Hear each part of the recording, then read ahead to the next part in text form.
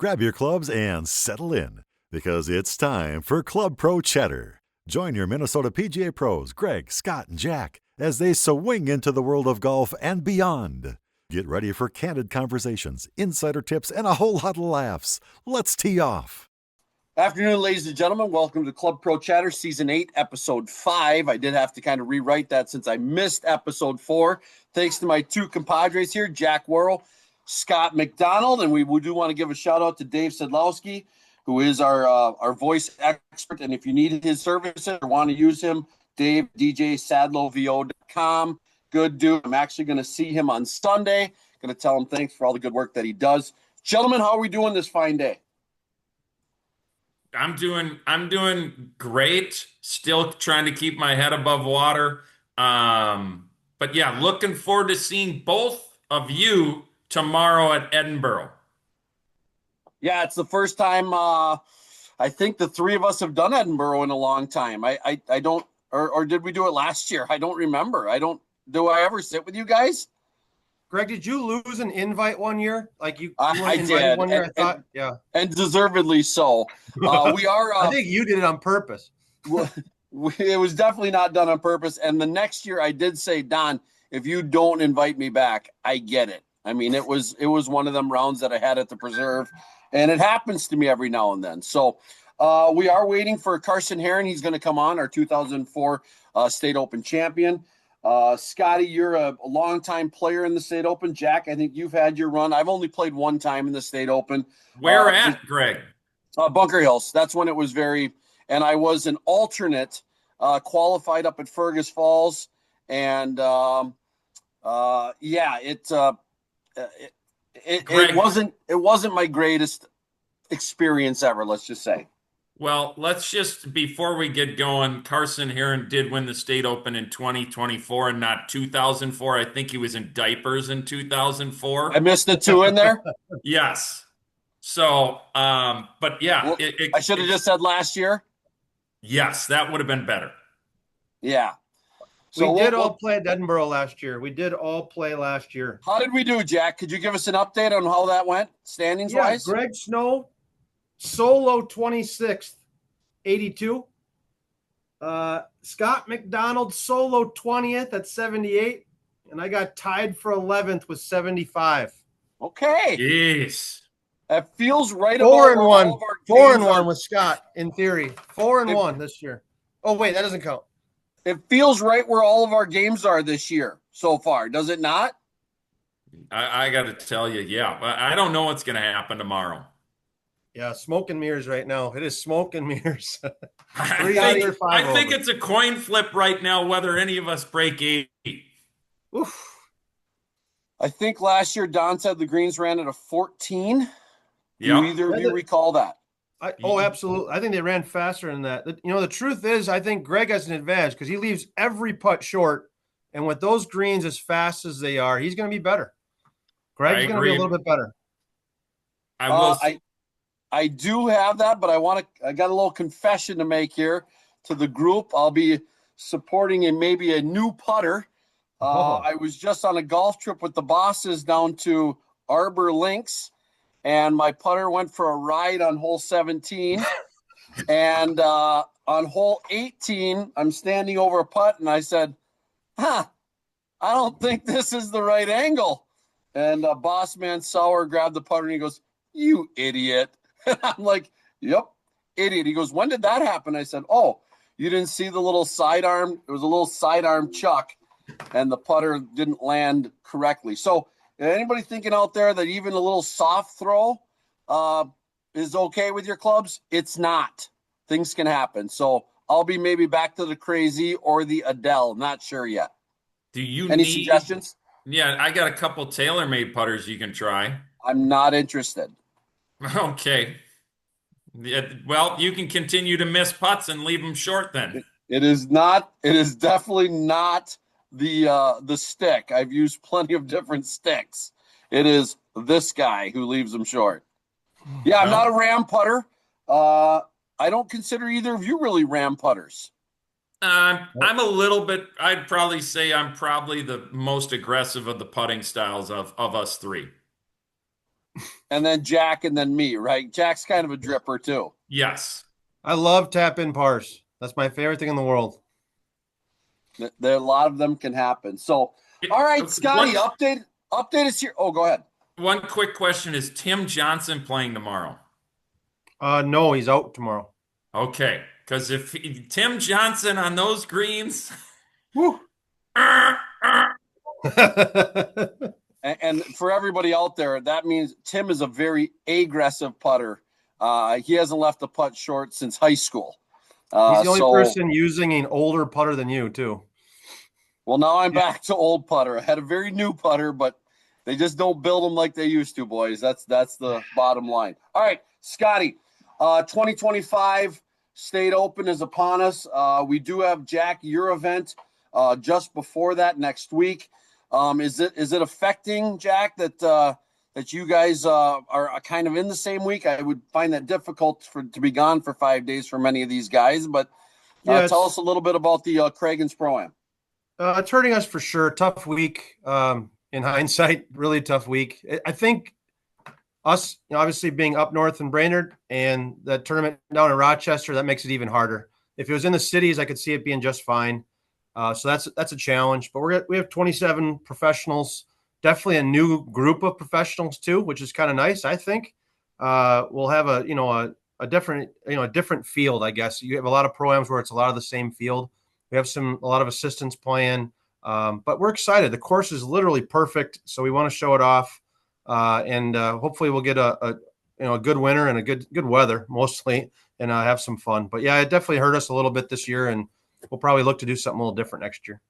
Well, I'll apologize ahead of time. This was kind of the week that we could get all the family together, and we're heading up to Silver Bay, kind of the old traditional trip, and so this is the first time I've ever missed the Craigens Pro-Am, my first one. Scotty, are you in? Me too. It's first. I'm missing Craigens. I think I've played. I want to say I've played in every single one, and State Open. I've only missed one that was actually exempt for when there was that year at Summerby. Was it a year or 11 months, Greg? I can't remember. You did not make a year. So. Anyways, so missing both, super bummed, but very excited. We have our TaylorMade summer sales meeting in Salt Lake City. So I get a first look glimpse at all of our new stuff coming out next week. So unfortunately, I'm missing both and very excited. Like Rochester, I think is going to be a great venue for the State Open. Jack, for your Pro-Am, what's the rotation that you guys are doing for the courses? Well, a little side note, that was not the shortest tenure of a head pro I've ever seen. That's for sure, at 11 months. There's a gentleman right on the screen there that went maybe 6 hours. A day. How 6 hours. 6 hours. He worked at the Pines as the head pro. 6. No, I was not given that title. Yeah, thank God. That was going to be an assistant position. We're gonna do red to white, which is that new red 9, and then the white back 9, which right by the clubhouse here. The whole purpose of that's the same as the CRMC Championship, presented by Northern Pacific Center, I have to say. But yeah, they're playing red to white first, then obviously Lehman for the second day. Lehman's in really good shape. 3 years after its renovation, you can see some maturity, and actually there's tons of grass. It looks beautiful. So super excited to have everybody see it again. Is the red filling in nice, Jack, or is that kind of some spotty areas? No. I mean, it's construction. It is what it is. Well, we gave the red about 6 more months than we did any other course that we opened up because it was the last one. Everything else we kind of had to rush to stay open and stay busy. So we gave it more time, and that really helps. So now it can handle cart traffic. It can handle all these rounds we're putting on it. It also plays pretty quick too, which is nice. So it's been awesome pace of play. It's a little bit easier course. The people definitely are enjoying it, shooting some of their good, better scores they've ever shot. So it's worked out really well. It's a nice compliment to Lehman, which is a little bit more difficult. Yes, I find the Lehman very difficult myself. What is course record, Jack? I think, was it Trey Fessler, or who has that right now? Trey, I think it was 67. Is that right? 67. So something like that. I don't have it in front of me. We really don't have a course record yet for the other one, correct? I mean, nothing for that one. Blue to blue, white to blue. We do have that 60 out of Taylor Funk. He shot in the third round, and I'm not kidding you. Like just missed 59. So they, everyone's concerned about, them ripping up red to white. 'Cause it's a little bit easier. I don't care where you put them. They're going to rip it up. They're going to play great. So it doesn't matter. Well, good stuff coming up. We do know the middle of July here is, I don't want to say it's soft, but it doesn't have as many of events as we normally play in. The Detroit Lakes Country Club Pro Gala is coming up. I know Tim Johnson always brings a group up there. And then your home track, Scotty, is that the next time you're playing, the Faribault Golf and Yacht Club? I've got, Edinburgh tomorrow, and then I don't play for 2 weeks until, Faribault Golf Club, which will be fun. It's always fun to stay at mom and dad's. It's always fun to come out and talk to you guys if you're playing. Are either of you playing at Faribault? Jack loves Faribault. I'm in. Yeah, he's got a great group always, and they always play well. So, G? Day one of the member guests here at the Eagle Creek Golf and Yacht Club, and I'm not going to be able to get away. Also, the reason I'm not able to play in the foundation program, which I am delighted to announce is going pretty well from what Tone's telling us, that I think he has over 20 teams, and I think that's exciting. I know Mystic Lake and the Meadows has been a phenomenal partner of the Minnesota PGA, and just give them props for doing this. Of course, it did bump my Pro-Am to Thursday of that week, which also, going back to what Jack said about his Pro-Am, is a tough date. And so we're feeling that. I have currently 19 teams signed up and looking for 24. As you guys know, I don't like to pack my field.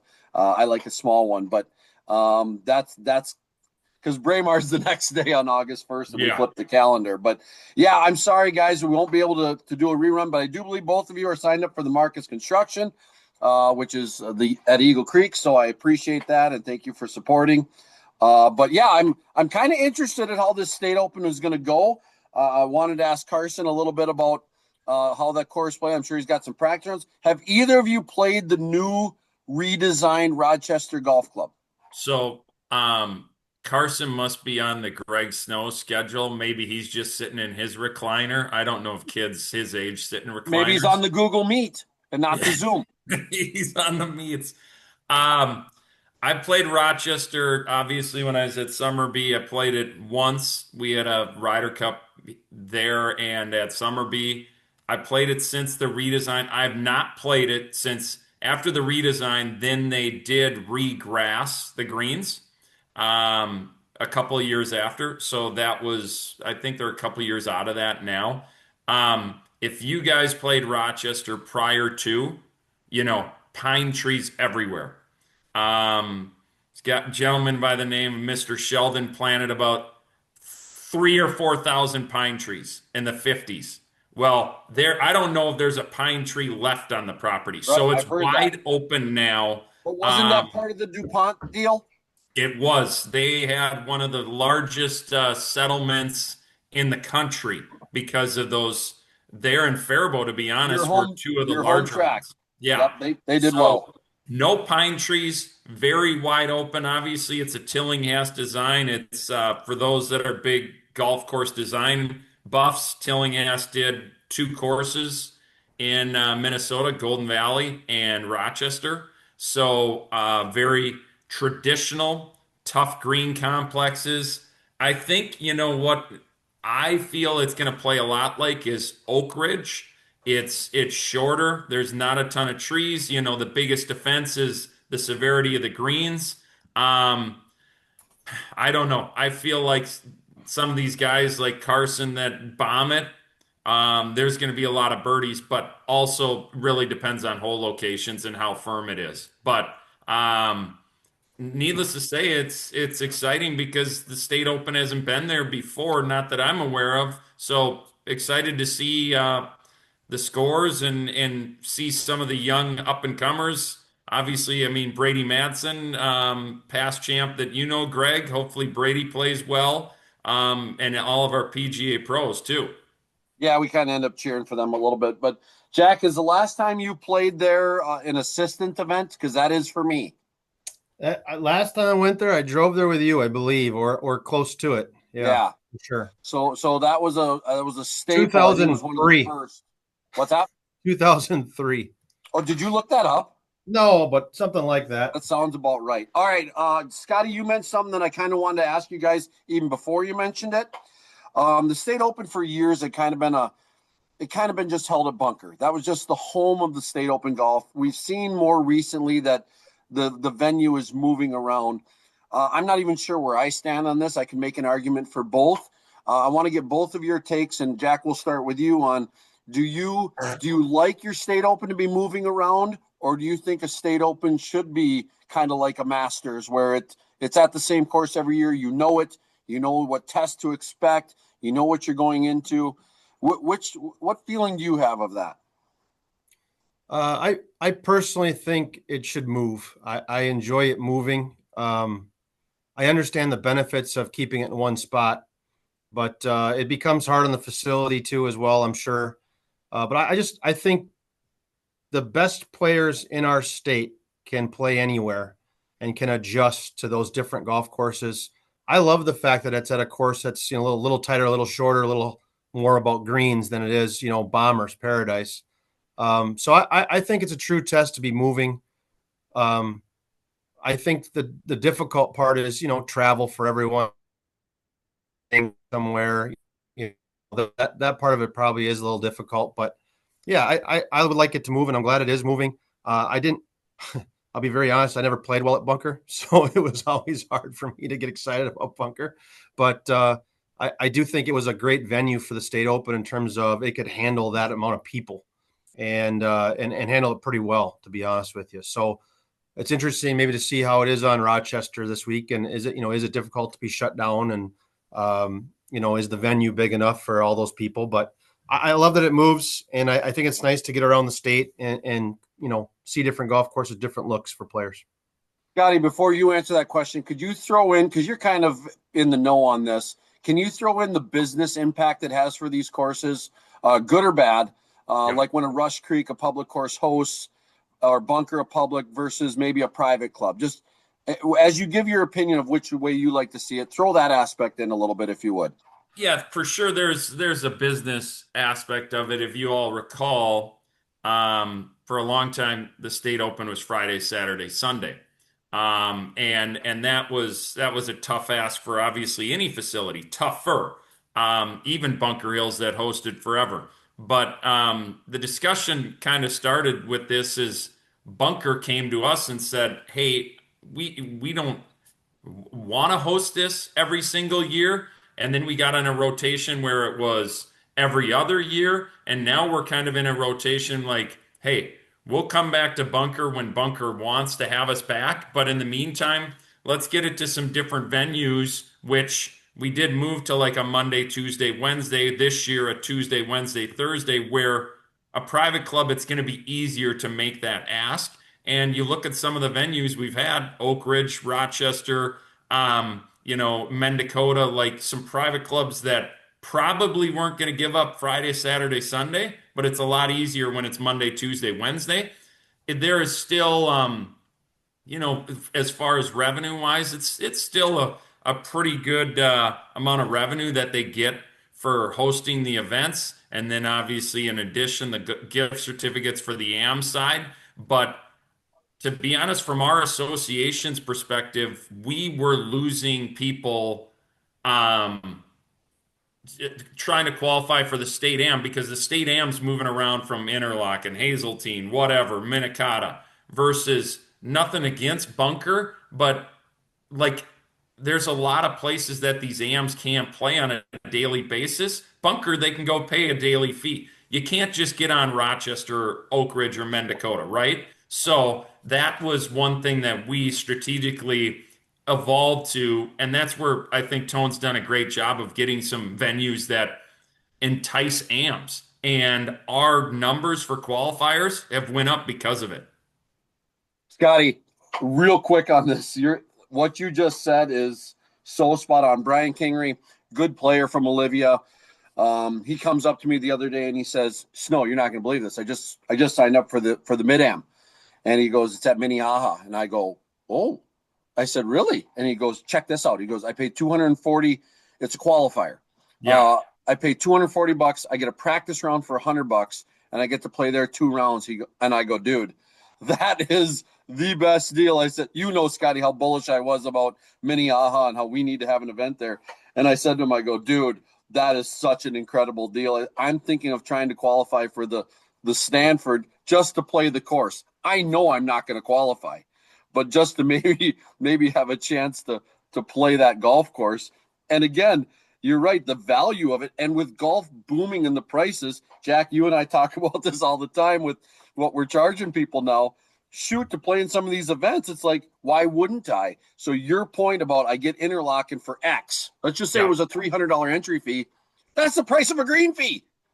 Yeah, and not to mention you don't get access. So that is what, and the same thing in a lot of our events that we see in AMs, like same thing with Twin Cities Open, if it's at a private event or a private venue, or even like the cup matches. For a long time, we got beat up in the cup matches because their teams were so strong because none of their top AMs were going to pass on playing an elite venue that they couldn't on any other day. And it's a round of golf. So that is a really big thing as access gets tougher and tougher. And, let's be honest, not everybody's a member at a private club and can go play those every single day. So a lot of these AMs are like, hey, I'm signing up to play Rochester for 3 days at $250 or whatever it is. It's a great deal.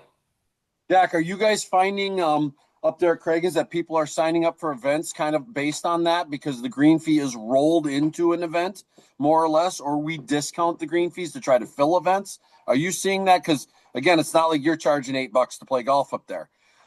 No, yeah, absolutely. Especially, get to the Lehman course, you're charging $175 on the high end weekend. And one of our tournaments will be $150, whatever it is. So yeah, absolutely. They're seeing that. It's helped our tournaments, helped to sign up for sure. Obviously, not everyone's paying $175. There's obviously resort guests and members and a lot of other reasons to be under that, but it certainly helps. Yes, absolutely. There's value in that golf course, and they're getting that in the tournament for sure. Scotty, winning score at the State Open, 10 under last year, Rush Creek. I think that kind of finds that number sometimes. I don't remember what Caleb was at Oak Ridge, but Caleb was low at Oak Ridge. Caleb was low at Oak Ridge. Was he 16? I want to say, because remember, he went crazy low at the State Am right after it. So what's your gut feeling, Scotty? You have a pretty good pulse on this. Where do you see this landing? It's a lot, like I said, it's a lot like Oak Ridge. Oak Ridge is par 70, Rochester's par 70. So for us, to me, I'm like, well, that's less par fives, like less birdie opportunities. But these guys are having flip wedges in. I think it's going to be 13. Yeah, I could see that as well. Jack, you got any gut feelings on how deep they're going to take it down there? Someone always figures it out, especially on a course like that. So yeah, I would take a little bit under that, to be honest with you. I think it'll be a little lower. Like 14, 15? I just betting the under in Vegas. Yeah. Scott's number was a little generous. He's not no prop setter, that's for sure. All right, gentlemen, it's Scottish Open week as we're recording this. Which always leads to the buildup of what I used to know and call. I'm a little bit older than both of you, not too much older than Jack, but a lot older than Scotty. And it was always called the British Open. That's just what it was. It seems like that's now offensive. You guys, even before we jumped on here, like it's the Open. And again, me and Todd talked about this on our podcast the other day, and I want to get, when did that change? Or like Jack, maybe you don't remember that being a change. It just always was the Open. I find it now like you're not even allowed to say the British Open. So your thoughts on that? Why has it become this way? Why can't it still be the British Open? What, Jack, go ahead. I'm sure it's for it's to make it more, European open to everybody, I guess, if that makes sense. And plus it's a better name, The Open. It's awesome. The Open. Think about that. Think about the sales side of that.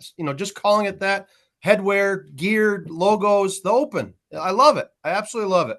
I don't know why you can't just change. A lot easier to just say The Open. That's it. That's all I got. I'm looking up when it was changed. What have you been calling it? I still slip up and call it the British Open sometimes. So it looks like, based on Wikipedia, if we can believe that, 2007 is when they dropped the British. I think we And can believe it. 18 years ago. yeah, so, but we all grew up with it, Tom Lehman winning the British Open in, I think, 1996, right? 96, year I graduated. Yep. Yeah. 96.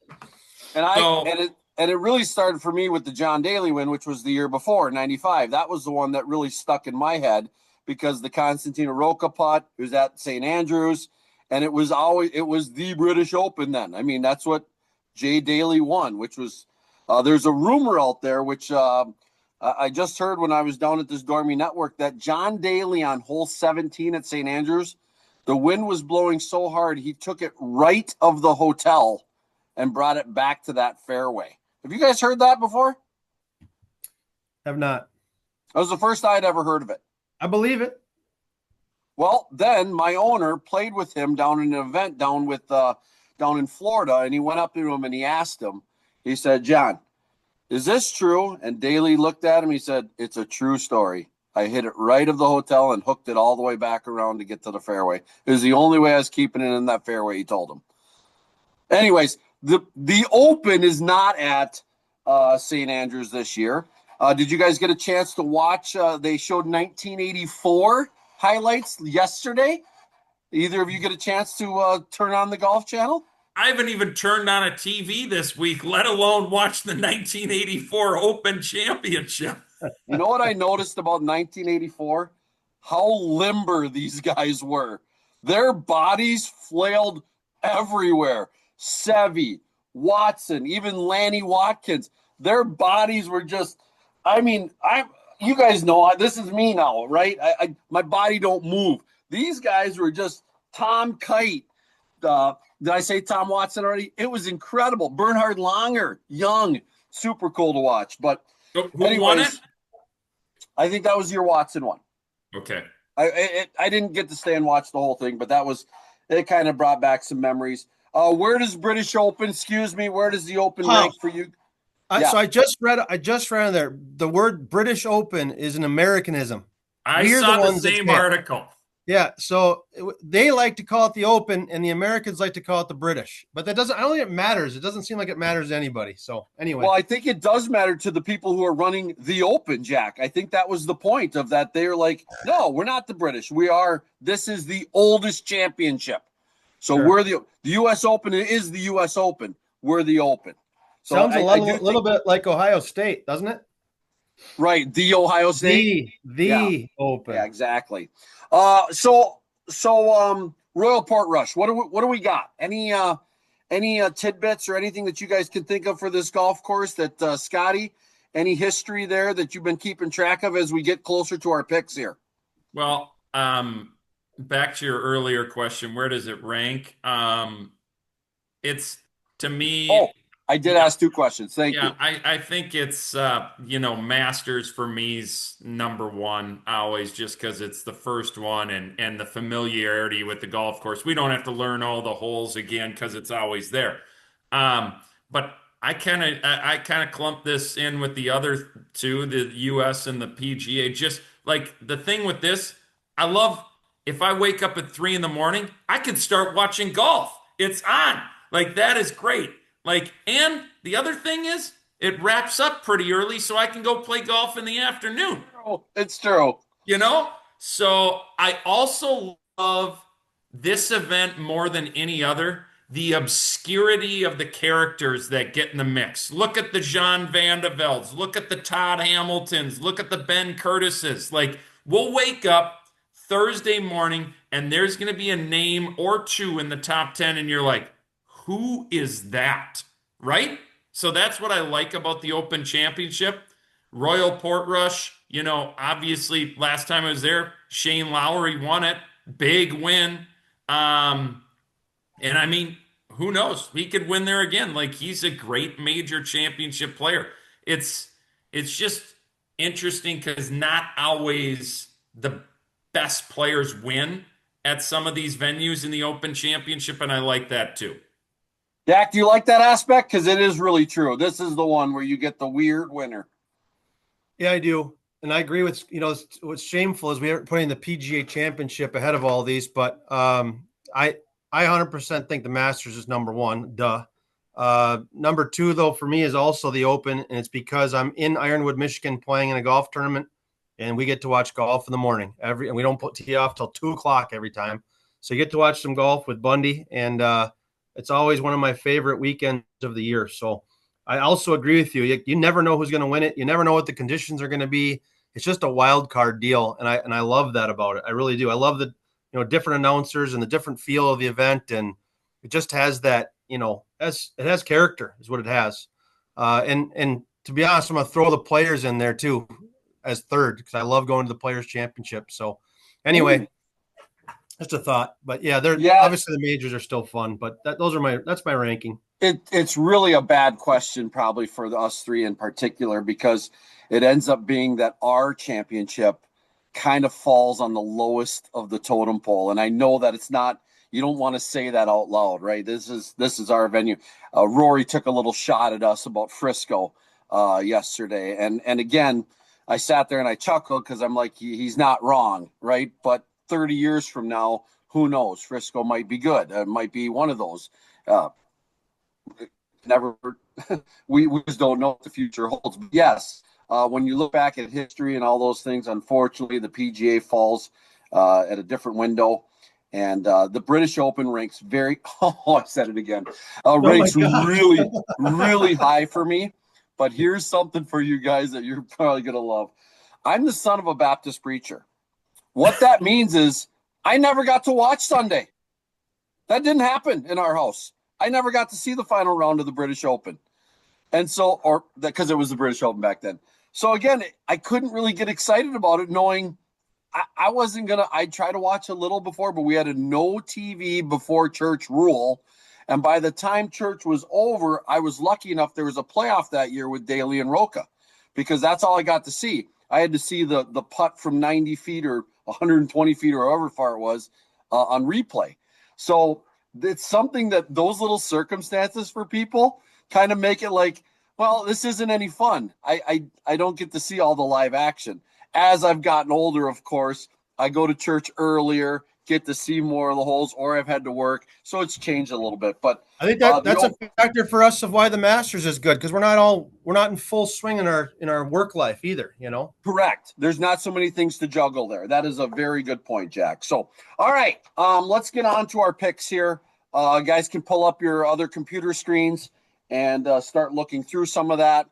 I kind of updated at the end of the last show when I jumped on. Thank you for taking over on that, Scotty. But here's where we sit. Fogo de Chao on the line, all expense by the loser. And I am currently at 5 points. Scotty's at 6 points. And Jack is at 7 points. So I don't see a scenario. There's one scenario where we all tie. And there's really not, other than that, a scenario for Jack. All he has to do is really finish second or higher, and you got Fogo paid because either Scotty or I will pay. But I need a miracle to happen. Just like playing Wolf. Just get in the middle somewhere. Yeah, I kind of need to win and then have Scotty finish last. So it's really not a good look here right now. So we got 5 picks. British Open field is weird. Open Championship. I'm not doing it. You guys can keep doing it if you want. But I'm going to call it what it is, which is the British Open. And we'll go from there. We already discussed this. But who's picking first? So order of play would be in that. I'll pick first, then Scotty, then Jack. You'll have 2 picks, and we'll work our way all the way back around. Any questions before we get started on what's at stake? I don't want any you guys blew up, and then it was like when I gave you the information, like, oh, okay, that sounds good. So we didn't know if there was like a new point system again this week. Yeah, no, that's I'm on record. I mean, this is obviously in your guys' favor. So I'm in trouble right now, and I'm going to need a really good showing here. But this is such a wild card deal that who knows how it's going to happen. So, Scotty, any questions before we move on? No, I think you've done a good job laying out the rules for this Open Yeah, Championship. I think the hardest part is going to be getting the three of us to have a night where we can go to Fogo together, juggling the three schedules. That might be the most. It might be gift certificates, and you guys take your wives. That might be where this ends up. We have landing. to eat together. That's a rule. Sounds like a Timberwolves game after Fogo. Maybe a Twins. All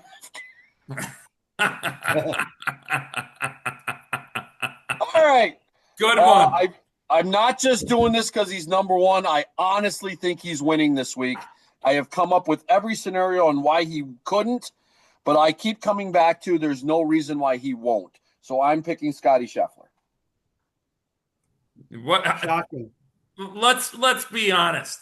Let's be honest. You haven't run any scenarios on this thing. Are you kidding me? What I do, I need to win. You did no scenarios. Well, I told you I was dead on about Rory after, and you had a whole different opinion.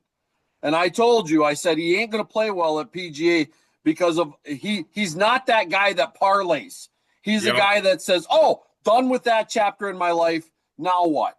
And I'm not even. And remember, I didn't like him at the Open, but you guys kept the U.S. Open, but you guys kept pushing him off to me. And I remember when I said I hate you guys because I had to pick him. Well, that's how he played the whole weekend, or the whole week, or the weekend. The Sunday he finally played good. But anyways, so don't tell me I ain't running no scenarios. I'm running scenarios, Scott. Okay. Nice. I'd like to see these scenarios on paper, but anyways, we'll proceed. I had the number one pick, and I knew it for 3 weeks. I'm trying to figure out, is there another guy that can beat this guy? I'm not seeing it right now. I am going with obscurity. Why are the hands up? I want you to take my pick. Oh, going with the obscurity, a little bit down the road. I am going to go with Tommy Fleetwood. I think he's come close. Having his heart ripped out by Keegan Bradley. I got to go with Tommy. I think he's going to get over the hump finally. And I know for anyone that's been born over there, this is for sure their biggest championship. All right, buddy. He's won on the DP. He's never won on the old PGA. Yep. This is a co-sanction. You might be okay there. Jack, you got 2 picks. Well, I mean, you guys know who I'm going with. The only reason I'm in the lead. I think I do know. DeChambeau. Oh, okay. He's going to own this thing. He's already strategized everything. He's got this. He's going to win by far. MC, he's missing the cut. I got miscut too. I'm almost willing to give up a full point on that. Really? On that bet. Almost. That's not part of the rules. We're not going to make it up as we go, you guys. How about you? If he misses if he makes the cut, every time you say the word British for British Open, you owe me $10. No, I am not, because I'm going to keep saying it. All right. I got John Rahm next. I'm going full live. Okay. Live guys have done me wrong lately, so here we go. All right, Scotty P. I don't think he's going to win, but I think he's going to have a great week in defense. Shane Lowry. I was hoping you'd leave him for me. The nostalgia is there. Okay. I got 2 guys ready. I assumed Lowry was going to be gone at this point, but he was going to be my pick. So in this order of how I think they'll finish, I'm going with Morikawa, who has had a British Open victory. I like his chances. And then I'm going to go with the other Irishman. I'm going back to Rory. I do think he's going to refocus now after he's had kind of this rough stretch and it being back home for him. So I've seemed to have picked Rory in every one, and he's not even one of my guys. I don't even like him. All right, Scotty. Yeah. I haven't seen how he's doing today in his title defense, but very close to being in a playoff at the U.S. Open. I'm going to go with Bobby McIntyre. I told Scotty Kinman, who's heading over to Dakota Magic today, I said, Put a little down. I like Bobby and the British. Yeah. I lefties, man. Jack, you got 2 picks. Hovland, is he available? Yeah, Yep. oh yeah. I'll take him.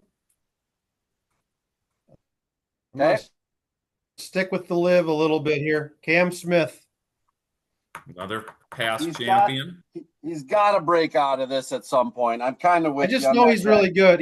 He's struggling, but This is it with him and another guy that we haven't said yet. It's really I don't get it, but it's golf. Golf's hard, as we all know. Scotty, you got to pick. Yeah, I'm gonna keep with the all British theme here and go with everybody's favorite beard in golf, Tyrrell Hatton. I mean, you're picking some hot players from the last championship, the last major, so it makes sense. All right. I hate to pick this guy, but I saw a story about him yesterday, and it's changing my thoughts about him. And so I think I'm going to take him, which is P. Reed. oh, sorry, sorry about that. No, that's okay. That's exactly how I normally would. I know you can have him.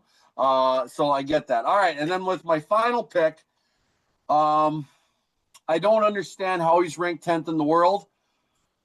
So he must be doing some other things well, or he had a good year last year. And I think this is maybe his breakout year because he hasn't done well in the first 3. And it's Spectacular Straka. Scotty, last pick. Yep. I'm gonna throw one Yankee in there, defending champion Xander Schauffele. What? Do I only Jack, get one?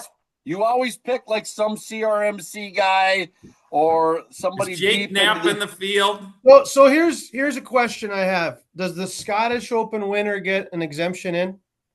I believe so. Yes. If you have, I don't know if you've looked at the Scottish Open leaderboard. Who's winning right now? Jake Knapp is winning. Well, you're in a comfortable spot. You've picked guys before who have not participated in the tournament, and you still did well. He is not in the field at all. Not. I don't see him. I'd yet. like to know if the top 5 get into the British. That'd be a little bit easier. I do think they're holding some spots. Why can't we look that up real quick? We can. Scottish Open exemptions. I'm almost positive they have to get in. It might be top 3 actually too, Scotty, because they're I having those. think qualifiers. Knapp's gonna do well. Get into the field and he's just gonna pop up and win this thing. Jake Knapp is my pick. That's as good as picking some of Greg's, to be honest. Even guy not in the field. What? Yeah, so I got Greg's the got Genesis. 4 major championship winners on there, and Sepp Straka, who's one of the hottest players in the world. Have you ever seen though when Greg picks people, what happens? Have you ever gambled with Greg? I did win the first week pretty handily from the 3rd position. I wonder why. Well, I don't. I was in the 3rd position. You guys should have taken the good players. You picked a good one. So Scottish Open see, that's just for eligibility to get into the Scottish Open. So, yeah. Hey, needless to say, you're probably happy with your team, anyways, even if Nappy doesn't do it. So, we'll dial this up in pounds at the end of it, and it'll be very confusing for everybody, but it still will be the same result. All right. Anything else for the good of the order as we sign off here on season 8, episode 5? Jack, any last words? Yeah, I want to wish Scott first. Okay, Scotty, go ahead.